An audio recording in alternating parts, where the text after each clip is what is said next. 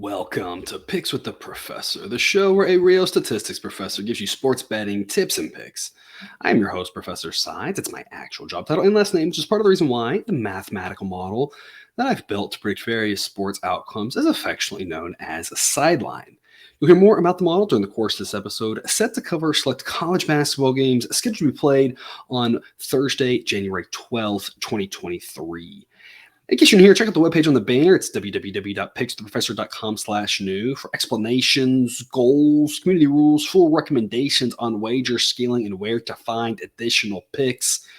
If you're new here, this is a little bit of a different setup here, as I am not at home, traveling here for the next several days. I've been meaning to mention this. Jake was, many of you know, out of the country for a week, enjoyed a little vacation. Then comes back to the States and ends up at jury duty. So he was out for that. Cousin Jared was going to join me today. He had to miss because his sister-in-law went into labor. So a lot of things happening around here, but Jake is scheduled to be back with us tomorrow, that we can get kind of back on our regularly scheduled programming. So for those of you who missed Jake, he should be back soon. As always, though, remember, there are no locks in gambling. So Sideline Parsons picks into two categories, plays and leans. I only make official picks from one sports book. So the model leans are where shopping around for better numbers and prices, maybe waiting out a little bit and seeing what the number does, can help. This episode will only cover what are determined to be the best/most interesting games of the day, but for results of the totality of picks, the model plays and all of the plays today found on Patreon and TikTok can be found both on BetSafe and the Google Sheet. Links are in the show description.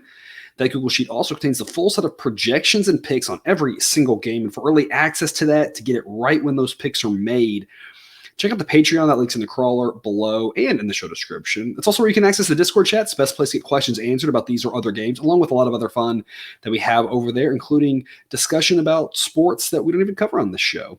But as always, take what you like and leave the rest. Lastly, please understand that good and bad variance will occur. So as much as we'd like to say we'll be profitable each and every day, that is an impossible reality for any gambler. Monday went great. Tuesday, less so. Again, as I'm always saying, who knows how Wednesday's going to go? Not a single game has started yet. This is Wednesday afternoon recording this. So we'll see. Hopefully, we can keep going strong. The biggest thing that I want to make sure I communicate. Sometimes I do a bad job of making sure I communicate well. It's a personal flaw I've tried to work on here. The model plays. I recommend making sure y'all check those out and look at those beyond just what we talk here. I'm only talking about the big games here, because some of the smaller games, there's just less to talk about and it's less exciting, but that doesn't mean there's not some good value to be found there. Those start off decent strong, a little bit of a funk here as of late. And I mentioned that where a lot of the numbers were moving that direction and we just had some bad beats, some bad luck. It wasn't just us. The numbers moving that direction, just kind of indicating that the way people were reading the market was the same way we were, and the people who are putting big bucks and are really respected we're losing too. So that's worth a little bit of comfort, I guess. The model's bounced back a little bit here this week. Those model plays, I believe, were like 9-6 or something here the first 2 days. So hopefully those continue to be strong. So just make sure you check those out as well. Again, covering the big games here. And if you want my best picks, that's where the plays of the day are. Again, I'll give you one for free on TikTok. And then the rest of them on Patreon. Today's show's going to look a little bit different, though. There are a lot of games in here that are play of the day worthy. That I'm not going to actually put on those plays of the day because there's just a lot happening here on this Thursday. A lot of meh games, a lot of mediocre games, a deep slate with a lot of games, but a lot of the good teams and good matchups here happen to be on Tuesday, Wednesday. So a couple of games I'm going to slide in here that may not be as high quality as some of the stuff we talked about a few days ago, but are just really great games, I think, to invest in. So I'll kind of mention those that they're play of the day worthy, but they won't get those highlighted in those other segments as we get to those. But before we do, some reminders, please hit that like button if you're on YouTube. Also, if you aren't yet, please consider subscribing or following. It's free, and if you turn on notifications, you won't miss any college basketball, MLB, or college football content that this channel provides. I've already mentioned the Patreon, but check it out yet. If you haven't, lots of great benefits you found over there above and beyond what we do here. You get plays of the day. You get access to that Discord chat. You can get ad-free shows. You can get lots of goodies over there, just our early access all the way around, from plays of the day early access to show early access to projection early access. Lots of good stuff over there. www.patreon.com/pickswiththeprofessor is where you can go for that. But even if you're not there, we're still thrilled to have you here. Let's get to it. All lines courtesy of BetOnline. Sign up link in the show description, and current as the time of this recording here on Wednesday afternoon. Yet again, another sad day with no afternoon games here on Thursday. So we'll kick it off at 5:30 Central with Minnesota at Ohio State. Obviously not the greatest quality game as you can see here. Ohio State's a 15-point favorite. And I passed over a couple of other bigger spreads because I just didn't think they were as investable of opportunities as this one. It's a bigger spread. Minnesota seemingly has fallen to the bottom of the Big Ten. We talk about how strong of a conference it is. Nebraska kind of showing a pulse. Penn State being a solid team. Rutgers now being pretty good, right? A lot of the teams that used to be kind of the bottom feeders are at least showing promise, showing some signs, being okay. Minnesota is seemingly the one team in the conference that's just not up to snuff. And I think they're going to have a hard time here in Columbus. We're going to lay it with Ohio State minus 15. This is play of the day worthy. Now, it's not going to make it in that segment because I'm talking about it here, and I don't want to be over-invested in it in different places. But just as an FYI, if there was no show, this would be mentioned in the write-up for the plays of the day. The model says this should be Ohio State minus 19. It's a strong enough edge that it gets to the top plays, the ones that do a little bit better than the model plays themselves. One of the better plays here of the week, in my opinion, again, a lot of good ones today. This is one of them. Bottom line, I think this is closer to 20 than 15, maybe even closer to 25. I don't know what else to say about it other than Ohio State's pretty dang good at home and Minnesota's not. I mean, it's that simple. We can dive a little deeper and talk about, Minnesota, just a very average team on offense and defense, maybe a little bit below average in both. And that's across the country. When you talk about for Big Ten standards, that really falls to the bottom of how strong the conference is. Ohio State, one of the better offenses in the country. Defensively, a little bit less to be desired. A solid defense, but that offense is extremely efficient, and they should have their way with this Minnesota team. So we're going to lay the 15 with them. The model's been pretty spot on these two teams over the last month or so. So there's nothing really to see there with regards to biases that I think is anything. I just think the numbers best price. I think I'm always hesitant to lay big numbers here. Once we get to conference play, the model starts to shrink these numbers, thinking that games start getting closer as the season goes along. But even shrinking this one a little bit, I can still get it down to 19.3. I think 15 is a great price to lay with Ohio State. We're 6-1 fading Minnesota, and I don't see why that changes here. With regards to total, it's 137. Model says 137.5. Not really worth messing with. I think, again, your best angle here is just laying it with the Buckeyes. Sticking in the Big Ten, 6 p.m. Central, Michigan at Ohio. Much better game here. One of the top games of the night with regards to quality. This is a model play as well on Iowa at -4, but -4 is as high as it wants to play it. It does not want to play it any higher than that. Model says 5.4, so it would lean Iowa at Iowa -5 or -4.5 or something like that. But it doesn't recommend playing them unless you've got enough of that wiggle room there. And 4 is that number where it wants Iowa. That's where it is now. So 4 or lower is a recommended play, not play of the day worthy, but a model recommendation here, Iowa -4.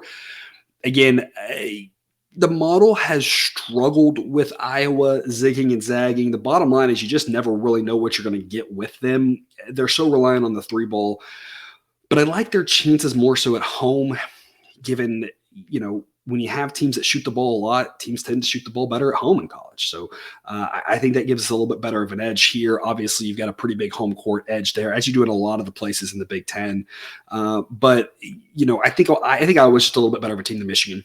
And then you give them the home court edge. They should be able to cover a number like this. But again, 4 is about as high as I'd like to go, where I feel good about the play, considering the fact that as the number gets higher, there are just so many ways that Iowa can win the game but lose the bet. So Iowa -4 having that push protection there, I think offers a little bit of value, and I think it's worth a play. Model agrees. Again, at 4, no higher. Total on this one is 155, and Sideline says 155.5. So another situation where I think the total is very well priced, whether it should be 155.5, 154.5, whatever. It's close enough that I just don't think it's worth messing with. There will be a lot of points in this game. There will be a lot of tempo. There will be a lot of offense. At some point when you have these really high numbers, you start thinking it's hard to get there. So maybe think under. But with these two teams and the way they play, the way Iowa can shoot the ball, I wouldn't want to do that either. So I'm just staying away from the total. I'm just going to lay it with Iowa here at home. 2 more 6 p.m. Central games, a little bit more under the radar ones, but I think are great investment. 6 p.m. Central, Coastal Carolina getting 7.5 at Old Dominion. This is not only a model play, but again, one that rises to the top of the top here and would be play of the day worthy, getting just this many points. Getting 7.5 is a great investment on Coastal Carolina. Old Dominion's the better team, and they're at home, but they're the better team by only the slimmest of margins. It's not by enough to be favored by this much. The model says it should be Old Dominion minus 4.5. So again, that 3 points of wiggle room there is just so much that the model says this is a great investment opportunity. Getting 7.5 points with Coastal Carolina, I think they can hang around. These two teams, again, pretty similar to each other. Coastal Carolina plays a little bit faster. Their defense is a little bit worse, but I mean, it's just kind of rounding error, I guess is what I would say. And the Old Dominion at home is more likely to win. Model says that they win this in the ballpark of 66% of the time. So I'm not looking money line unless I get something that at least starts with a 2 with Coastal Carolina. But there's just a lot of ways Old Dominion wins a tight contest. Total in this one's 139, and the model says 136. So the model would lean under. It's not a big enough edge for me to play it, but if we are on the south side of 140 being a lower score game, that makes it just a little bit more likely that we can keep this a lower scoring, closer ball game, and that favors anytime you can get 7.5 points. You're going to grab all these points, Coastal Carolina. Again, play of the day worthy, and one I think is a good investment opportunity. We've struggled at times back in Coastal Carolina. I want to be fully transparent with that, but we've also gone 7-3 fading Old Dominion. We've backed them 4 times and gone 3-1. So we've done really well with Old Dominion. So my confidence in this pick, you might say, well, Coastal hasn't been that great to us, and they haven't, but we've had a great read on Old Dominion. So at least we have a very good read on one of these two teams. If this were down in the 6 range, 5 range, a little bit different story, but 7.5, again, just too many points to pass up. So I'm going to grab all those points with Coastal.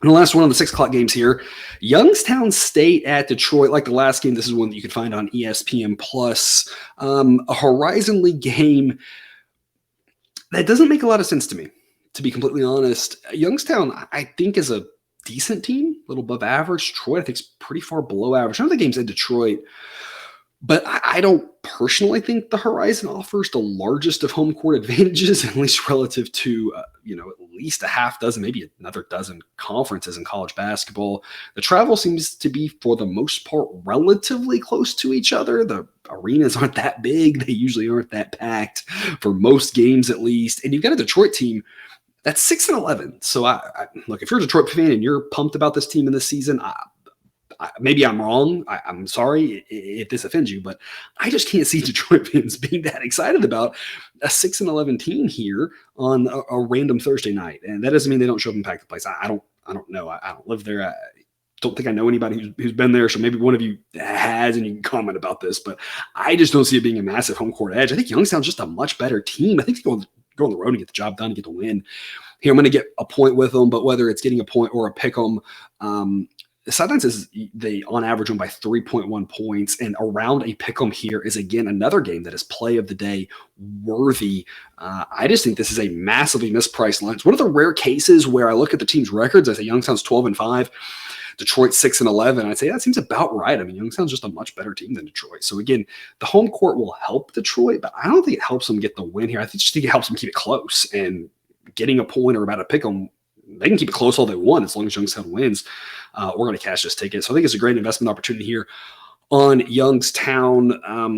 In fact, when you look at recently, the model's actually underestimated just how good Youngstown's been and actually overestimated Detroit. So if that trend continues and the model's still playing a little bit of catch up, maybe Youngstown average wins this more like by 3.5 or 4. So again, just a really confusing line here. I think it's a great chance to play Youngstown here in a little bit of an under the radar game, in a game where Detroit has a good offense. Youngstown doesn't have a good defense, but Youngstown's offense is better than Detroit's, and Detroit's defense is much worse than Youngstown. So Youngstown should have an edge.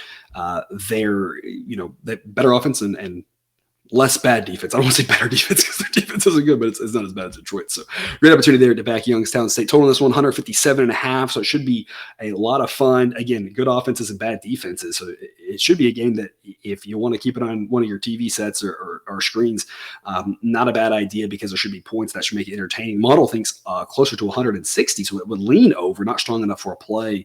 But again, in a game with a lot of points, I give the edge to the team that's got the better offense facing the worst defense. It doesn't really matter about the location here in this one because it's not like they're playing, at Michigan or at Michigan State or at Ohio State. These places that would be geographically close to Detroit, but not quite the same atmosphere. So the 8 p.m. games, Southern Miss at Marshall. Southern Miss is 14-3 on the season. Marshall 13-4. This is a very interesting Sun Belt game. Marshall is favored by 7. And Sideline says they should be favored by 6.2. The model leans Southern Miss, but 7 isn't enough for me or the model. The model instead, if it was going to play Southern Miss, wants 8.5 points. I can see playing them at 8. The model wants the half because there is a little bit extra value if it lands 8, getting the win, then the push, given that your capital would be used up for this. And there are a lot of games on the slate, so your capital might be at a little bit of a premium here on a Thursday night. But at least at 8, I feel more comfortable playing Southern Miss. But 7, there's just not enough value there for me personally. Marshall's the better team. Solidly, and at home they should win. I don't know how the end of this one's going to go. I can see Southern Miss hanging around and losing by 4. I can see late fouls getting it out to 9. Maybe a backdoor in this 7 range. Again, it should be interesting to see how well Southern Miss can hang around. They've been great to bettors, 10-4 against the number this season, and we've backed them in 13 of those 14 games and gone 10-3. The one time that we faded them, we were successful. So we've been doing really well with Southern Miss. The issue is that Marshall has 11-5 against the number, so they've also been a really good team to back. Again, at 7 is just a pass. Who knows what the number is doing? So kind of go through all that, because by the time you watch this, or if you rewatch this later, or you're keeping an eye on the number, if that changes off of 7, that kind of affects that. Again, if it gets to 8, I'd be on Southern Miss. For Marshall, maybe 5. The model is really looking for 4. So I have to drop quite a bit from where it is now to back Marshall. But I'm going to give you a play on the total here. It's 145, and I'm going to go over that. The model says 146.6 and has been very spot on with these two teams' totals here as of late. And in fact, if anything, it's actually just underestimated how many points. So I think 147 is probably a better number.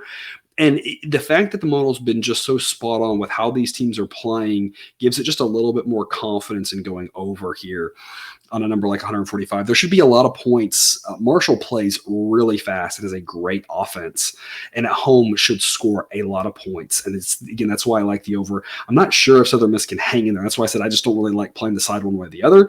But I think Marshall's going to get a lot of points. Southern Miss will get enough, I think, to get this over. The question is, going to get enough to cover, and that's what I don't know. But I think sticking to the over makes a lot of sense. 8:30 p.m. Central, Gonzaga at BYU.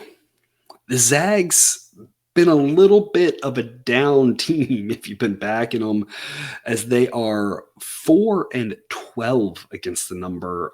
We've long talked about them this season, their struggles, inability to put teams away, inability to start fast. They've had a lot of slow starts. If they start slow on the road here against a decent BYU team, they got a chance to lose this game. Model still says that they win on average by 7.3. They're 6.5 point favorites. So it's not a game that I think has enough of an edge to back. We're almost there with Gonzaga, but I'm really holding off on 6. That's where it becomes a model play. 6.5, knowing that the game could land on 7. It's just not worth it there. But again, if it gets to 6, I'd play Gonzaga with hesitancy just because of the way they've played. But the bottom line is they still are much more talented than BYU. And as disappointing as Gonzaga has been, BYU hasn't really been that much more exciting. They've been 500 against the number, maybe playing a little bit better as of late, but just still solidly behind the Zags. And so again, if he gets down to 6, that's where I play Gonzaga. At 6.5, I'm holding off for now. But instead, I do like a play on the total here. It's 149, and I'm going to go over this. The model says 154. Both of these teams play pretty fast. And of course, we know Gonzaga has a great offense. The concern here is that BYU's defense is very good, but when BYU plays, if they play in a lower scoring game, it's partially going to be the other team slowing them down, because as good as BYU's defense is, they score a lot of points simply, and they give up a lot of points simply because they play fast. It's not about the bad defense. It's just when you have more possessions, you have more points, right? It's a pretty simple concept to understand. Their defense is good, but they play fast, and playing against a fast team, there should be enough possessions. There should be a lot of points. And on top of that, while BYU's defense is good, Gonzaga's offense is still better than BYU's defense. And so because of that, I think Gonzaga's going to have the edge on offense. Gonzaga's defense just hasn't been that inspiring. They're not that bad. They'll hold their own probably against BYU, whose offense is, again, gets points more so from pace than anything else. But BYU at home is still going to score. There's going to be a lot of points in this one. So I'm going to go over 149. And again, if it drops to 6, that's where I'm backing the Zags. Going to back it up here to close out the main segment with two Pac-12 games, 8 p.m. Central. Arizona State at Oregon. Oregon is a 3.5-point home favorite as a 9-7 team against a 13-3 Arizona State team. Now, partially this is Oregon, who just was ravished with injuries early on in the season, finally getting a little bit healthier, which helps them out. Arizona State's had a great season. Sideline says 3.4, so at 3.5 is just not worthy of an investment either direction. The model does give a lean here to Arizona State getting the 3.5. It's not anywhere near playing, though. If it until the number gets out all the way to 5.5, that's where it would need to get to play Arizona State. It's a pretty well priced line. It's the bottom line here. And so I'm going to avoid that. Instead, I'm going to focus on the total here, 135.5. And we're going to go under this total. The model says 133.4. You've got better defenses than offenses here. And that's not taking anything away from Oregon's offense. That is good. It's just that Oregon's offense, as good as they are, is going to face a defense in Arizona State that's actually better than their offense. And Arizona State's got a decent offense, but they're going to face a defense in Oregon that's better than their offense. So I just like the fact that both defenses have an edge over the offense in this one. The pace should be relatively average. Neither team plays fast or slow. So we kind of know what we're going to get from tempo-wise here. I just see this game having a hard time getting really close to an average number of points, given the defenses are going to have the edge. So it's really that simple. I like the under here, 135.5. Don't want to play it too much lower than this, again, given the model says 133.5, but I think 130 is more likely to happen than 135. So it's an underplay for me there. And then to the last big game before we get to our overtime game, 10 p.m. Central, Stanford at Washington, sticking out there in the Pac-12. We've got a model play here on Washington, -1, not play of the day worthy, but a good edge here, laying the point with Washington. It would not be a play of the day, reasonably until it got to maybe even money or so on the money line. So you're getting close, but you're not quite there yet. Stanford's the better team. But on the road, I think they're going to have a hard time here. These Pac-12 road trips we talk about are often tough. We give a pretty big home court edge a lot of times in this conference because of the long travel situations, the fact that they stay there for a couple of days. It just creates wonky situations. The home teams just tend to do a lot better here in these games. So I think Washington has an edge. I think they can win. Again, you might say Stanford's 5-10, Washington's 9-8. How is Stanford the better team? And it has to do with who they played. Stanford's had a much tougher schedule than Washington, who hasn't played very many teams at all. So I do think that Stanford is the better team, but I think that they're not better by enough. I think it's only by the smallest of margins, and I think Washington can get the job done. Model says Washington -3, so the model just says Stanford is just barely better than Washington. So laying 1 here is, again, a model play and a great option in my book. Total 137, model says 135.3, but has underestimated the points in these two teams. So 137, I think, is priced really well. Wouldn't be something I mess with one way or the other. And that takes us to overtime. We're going to stick up in the Pacific Northwest here for another late game, 9 p.m. Central. Northern Arizona at Portland State. I'm going to lay the 6 with Portland State. I think they're much better than Northern Arizona. And at home, I think laying 6 should be pretty easy. I think there's a good chance they run away with this game in the second half, or if nothing else, laying 6 is not the most difficult number to cover with any bit of late fouls and reasonable free throw shooting. The model says this should be Portland State -9.2. I think 10 is a lot more likely than 5 in this one. Again, I just think Portland State's a much better team at home. That's a long road trip from Arizona up to Portland State, so that kind of matters too. It's really as simple as Portland State, not a good defense, but a better defense than Northern Arizona.